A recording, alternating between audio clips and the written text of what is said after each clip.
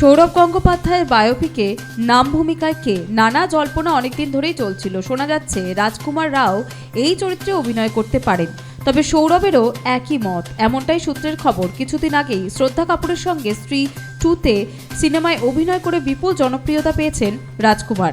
ইংল্যান্ডের বিরুদ্ধে Eden গার্ডেন্সে match দেখতে এসেছিলেন সৌরভের বায়োপিকের প্রখ্যাত লাভ ফিল্মসের কর্ণধার অঙ্কুর গর্গ এবং লাভ রঞ্জন। সঙ্গে ছিলেন এই ছবির পরিচালক বিক্রমাদিত্য মতওয়ান।